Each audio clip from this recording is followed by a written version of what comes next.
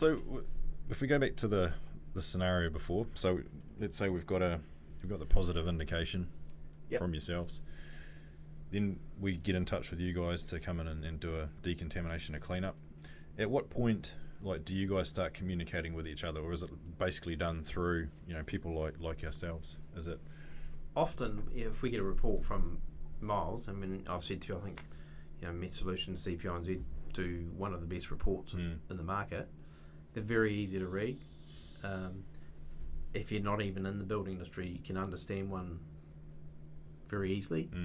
And often I'll ring Miles if I've got a question about the property, but usually his reports are that good that I can go ahead and quote it from what he supplies, if it's a full report. And that's what we're talking about with people not wanting to have the full reports to do a yes, no, cheaper answer. So just explain the full report then, as opposed to different types of reports. So if you think about our process, right? We've got an indication from the dogs. We think there might be an issue, right? So the first stage isn't to go and spend $2,500 on doing a full detailed site investigation that creates the full report that Carl is referring to. The first stage is to do a screening assessment, which is a significantly lower cost, because what we know from the drug dog side of things is that it's not a perfect system.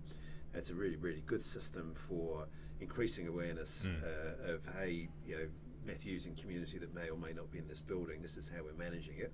So what we want you lot is to bugger off somewhere else where they don't do these things, because if you do, you're more likely to come here, you're more likely to be found. So we do this lower cost screening assessment. So stage one of that, you might be looking at $350, as in hundreds. Yep.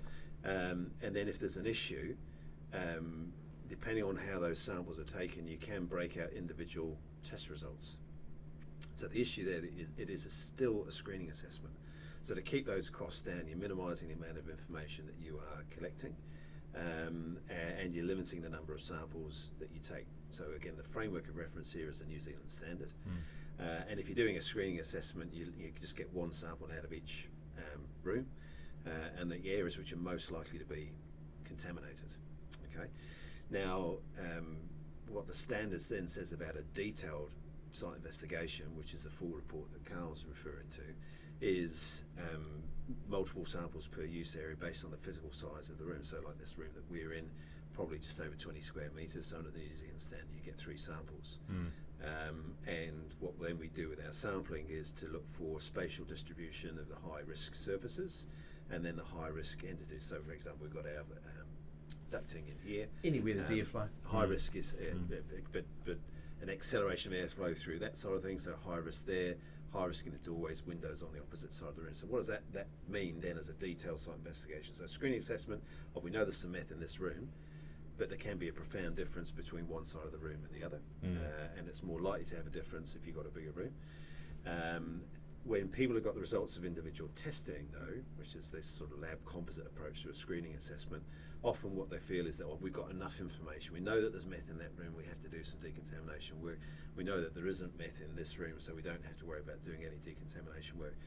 But for the decontamination contractor, you're really light on information. And one of the really big advances in the meth risk management industry is that the decontamination contractors will back their knowledge, skills and abilities to get it under the levels in the New Zealand standard for a fixed rate. But the less information these guys have, the more risk. The harder it is to get it across the line. The harder it is to get it across the line, right? Yeah. And we guarantee our work, so we've got to make sure we're getting it right.